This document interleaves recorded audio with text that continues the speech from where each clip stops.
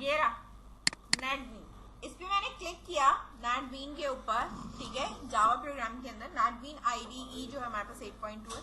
ये बेसिकली आपके पास एक क्या है, सॉफ्टवेयर है जिसके ऊपर हम नेटबीन पे काम कर सकते हैं। जैसे हम विजुअल स्टूडियो के ऊपर C# की कोडिंग कर रहे थे, नेटबीन के ऊपर हम जावा की कोडिंग कर सकते हैं, इक्लिप्स पे भी हम जावा की कोडिंग कर सकते हैं, ठीक है। नेटबीन ज्यादा बेस्ट रहता है क्योंकि इसमें फीचर थोड़ी आसानी से मिल जाते हैं। यहां पर मेरे पास इस तरीके से ओपन होने के बाद इस तरीके की मेरे पास डिस्प्ले में आता है, ठीक है।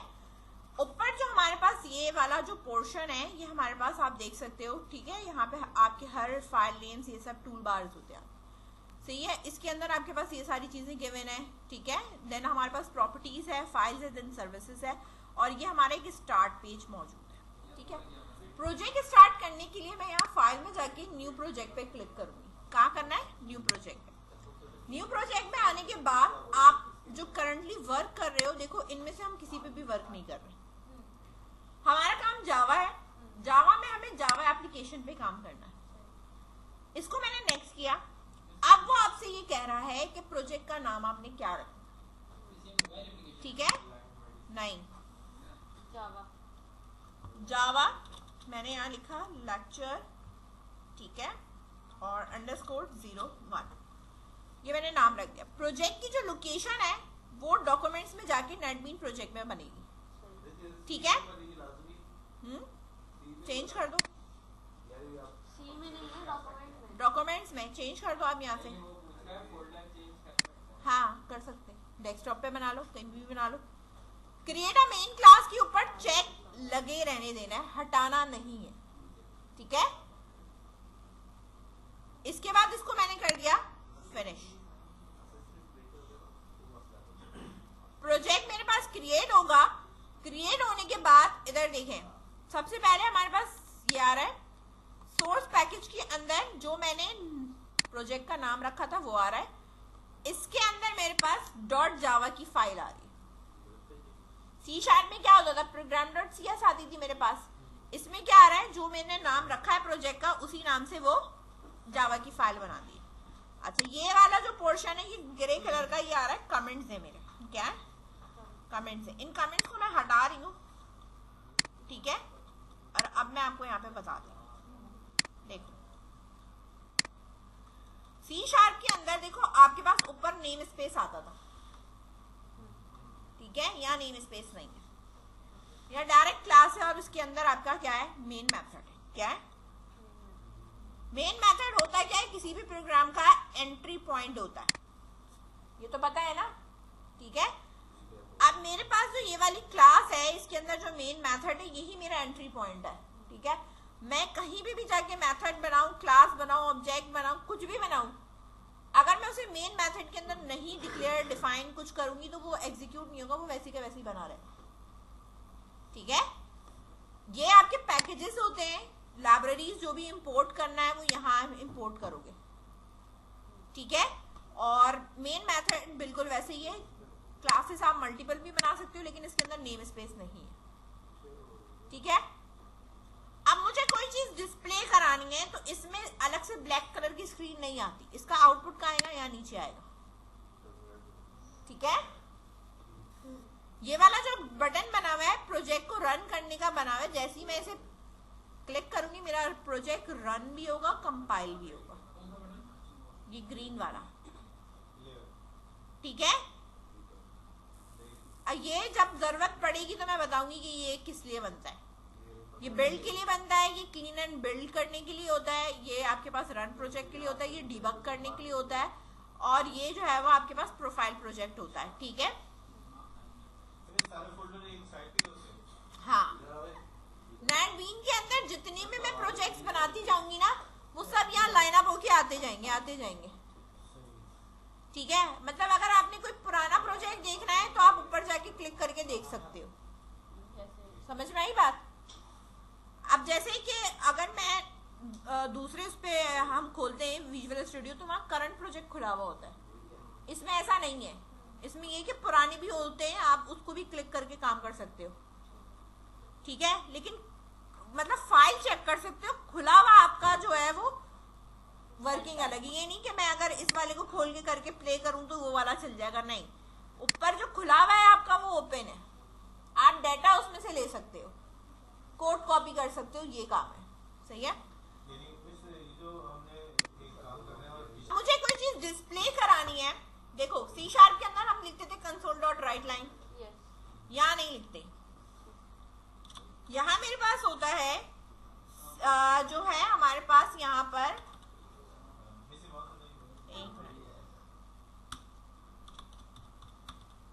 System dot out dot print L N. क्या होता है? System dot out dot print L N. जो भी चीज मैं इस इन्वर्टेड कॉमा में लिखूंगी और इसको प्ले करूंगी तो वो मेरे पास नीचे डिस्प्ले में आ जाएगा। ठीक है। हाँ हाँ, ये प्रिंट लाइन है।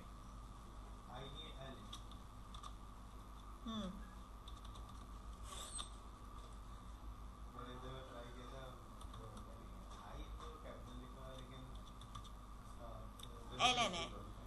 ठीक है। अब मैंने कहा फंडामेंटल्स, रन करा, ये देखो कंपाइल होगा देन रन होगा, प्रिंट हो गया। इसका आउटपुट यही आएगा, अलग से ब्लैक स्क्रीन पे नहीं आता। ठीक है, बात समझ में आ गई। जो मेरे पास फाइल है इसके अंदर एक मेथड बना हुआ है, ये मेन वाला, तो ये डिस्प्ले, अगर मैं एक और मेथड बनाऊंगी तो वो भी इसकी नीचे लिस्ट डाउन होती हुई आ रही होगी। नहीं, वो मतलब एक स्ट्रक्चर दे रहा होता है। हाँ, अब आप इधर देखो, ये तो मैंने यहाँ पे प्रिंट कर दिया। अब मुझे अगर कोई डाटा टाइप वगैरह अगर लेनी है, ठीक है, तो मैंने यहाँ लिया है integer number 1 is equal to 12, hard coded लेनी हुई, यूजर से नहीं पूछा है अभी। Integer number 2 is equal to 45। ठीक है। अब अगर मुझे इनका सम अप करना है, ठीक है, तो मैं यहाँ पे सम अप पे यहाँ पर लिखूंगी द सम ऑफ, ठीक है, जो भी आपके पास नंबर 1 है या कुछ भी है, ठीक हो, यहाँ पर आप इसको इस तरह लिखोगे, ये सम ऑफ n1 n, ठीक है, प्लस n2, सिर्फ डिस्प्ले में नंबर आएगा, ठीक है, प्लस इज देन कॉलन। अब यहाँ पर मैं प्लस लगा के ब्रैकेट लगाऊंगी, ठीक है, कि n1 प्लस n2। ठीक है। अब मेरे पास जो लिखा हुआ आ रहा है वो मेरे पास नेक्स्ट लाइन में सम ऑफ 12 एंड 45 इज 57। ठीक है, वो किसकी वजह से आ रहा है? इसकी वजह से आ रहा है। सही है, समझ में आई बात? अब इसको बीच में हमने कॉन्कैटिनेट करके लिखा है। सी लैंग्वेज में %d लगाते थे हम, ठीक है, सी शार्प में हम ऐसे ही करते थे, ये बिल्कुल वैसे ही है, इसमें कोई चीज चेंज नहीं है। अच्छा, इसके नीचे आप एक और चीज देखो, यहाँ स्ट्रिंग जो है वो कैपिटल में आता है S। अगर मैं इसको स्मॉल करूं, किसको? इसको, तो ये डेटा टाइप कंसीडर नहीं करेगा, जबकि सी शार्प में स्मॉल कैपिटल बोथ चला सकते थे, यहाँ आते ही सिर्फ कैपिटल में।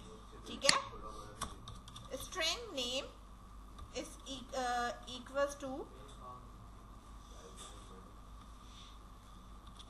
लेट्स सपोज मैंने ये लिख दिया, प्रिंट कराना है, आप यहाँ पे प्रिंट करा सकते हो जो भी आपके पास वैल्यू है। स्टूडेंट नेम इज कॉलन और प्लस लगा के मैं यहाँ पे क्या लिख दूंगी? नेम।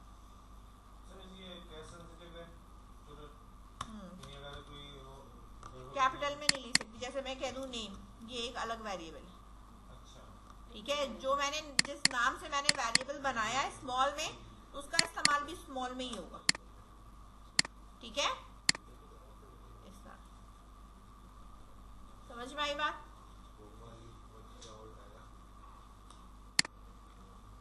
यहां तक कोई कंफ्यूजन? ट्राई कर लें।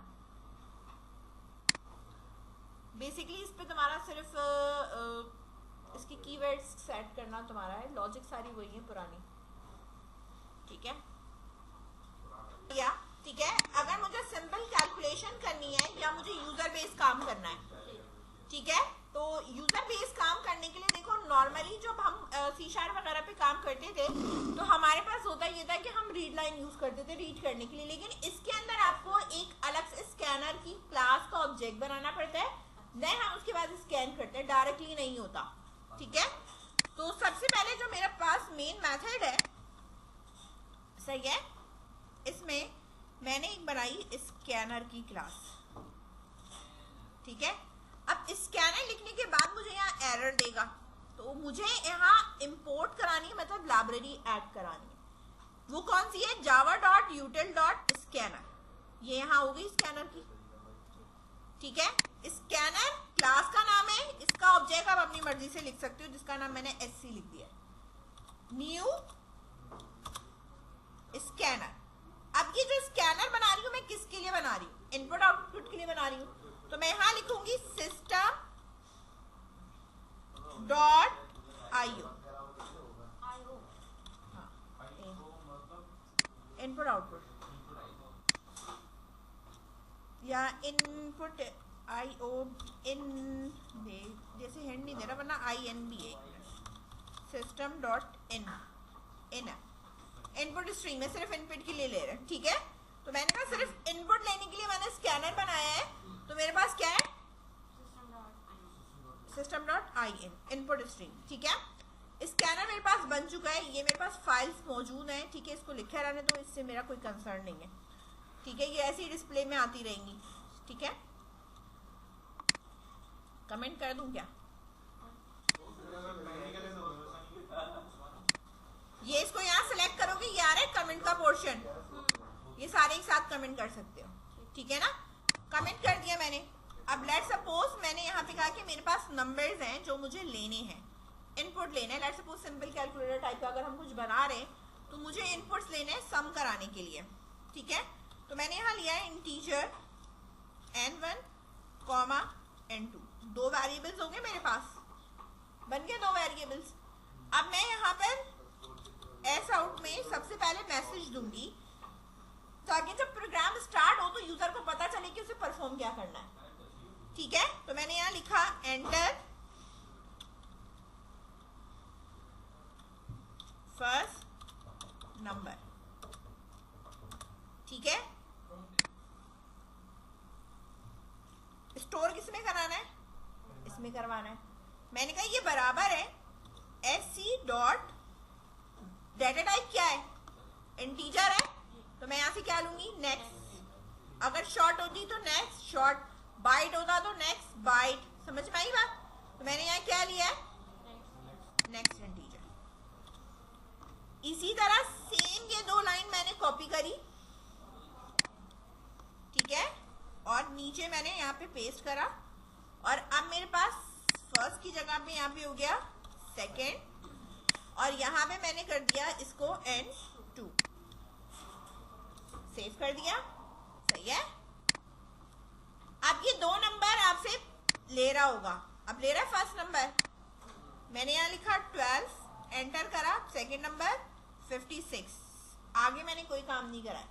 अच्छा, अब अगर गौर से देखो, अगर मुझे इसी के आगे इनपुट लेना है तो मैं ये ln नहीं लगाऊंगी, क्या नहीं लगाऊंगी? ये नहीं लगाऊंगी, सिर्फ क्या लिखूंगी? प्रिंट लिखूंगी, ये देखो, ठीक है। अब आपके पास यहाँ 12 आ गया, यहाँ मेरे पास हो गया 45 हो गया। अब मैंने कोई काम नहीं करा इसके अंदर, आउटपुट डिस्प्ले कराना है आपको, ठीक है। आप यहाँ पे यूजर से ऑपरेटर भी पूछ सकते हो कि वो अगर प्लस कह रहा है तो आप यहाँ प्लस करा दो, मल्टीप्लाई कह रहा है मल्टीप्लाई करा दो। तो उसके लिए हम यहाँ पे क्या लगा सकते हैं? पहले हम लिखेंगे स्ट्रिंग, ठीक है, OPR, ऑपरेटर मुझे यूजर से लेना है, ठीक है। तो मैं SC डॉट नेक्स्ट रखूंगी स्ट्रिंग के लिए, ठीक है। अच्छा, लेकिन मैं यहाँ पर यूजर से पूछूं भी, ठीक है, कि भाई क्या है, तो यहां मैं लिखूंगी एंटर ऑपरेटर ठीक है, या सेलेक्ट ऑपरेटर लिख लो ताकि समझने के लिए आसानी हो। ठीक है, सेलेक्ट ऑपरेटर, ठीक है, प्लस माइनस मल्टीप्लाई या डिवाइड।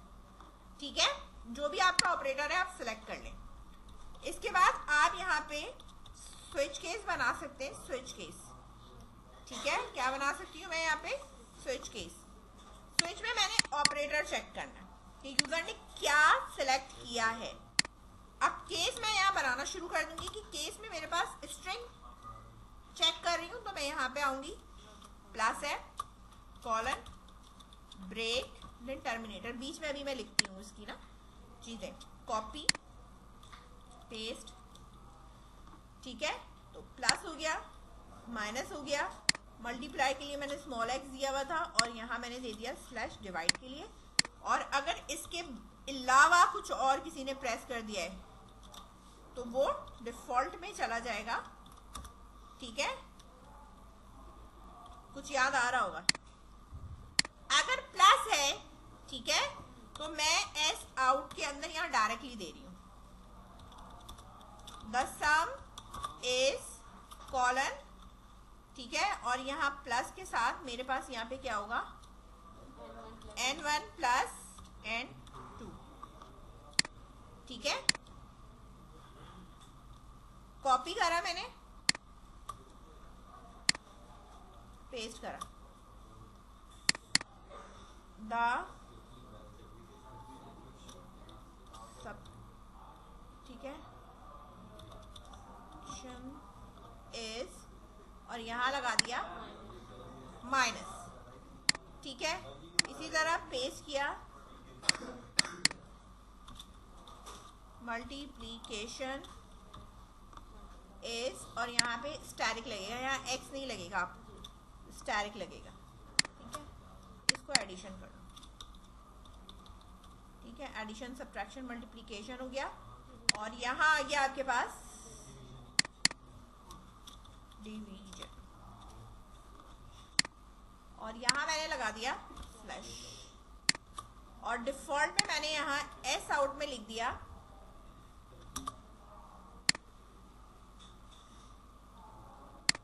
कि जो ऑपरेटर है वो रॉन्ग सिलेक्टेड है, रॉन्ग, हाँ, एक मिनट, जी रह गया ना, रॉन्ग सिलेक्शन ऑफ ऑपरेटर। ठीक है, ये मैंने यहाँ पे दे दिया। अब ये प्रिंट कर देगा मेरे पास। मैंने यहाँ पे इसको प्ले करा, फर्स्ट नंबर है 12, ठीक है, 56, सिलेक्शन मांगी, मैंने कहा माइनस करना है, आंसर आ गया नेगेटिव में। ठीक है, दोबारा एग्जीक्यूट कर रही हूँ मैं इसे, मैंने यहाँ दिया 78। ठीक है, यहाँ पे मैंने दिया 2, यहाँ मैंने दिया स्मॉल एक्स मल्टीप्लिकेशन के लिए, चल रहा है। ठीक है, तो यहाँ पर मैंने अभी जो काम किया है वो सिंपल प्रोग्रामिंग ही करी है कि आप स्विच केस से ये काम कर सकते हो। इसके अलावा स्विच केस खत्म होने के बाद अगर प्रोग्राम दोबारा से रीस्टार्ट करना होता है, जिसमें हम पूछते हैं do you want to continue again, तो वो भी हम पूछ सकते हैं, उसमें फिर हम लूपिंग लगा सकते हैं। ठीक है ना, कि डू वाइल का लूप लगा दो, ठीक है, कि वो दोबारा चल जाए। ठीक है, चलो।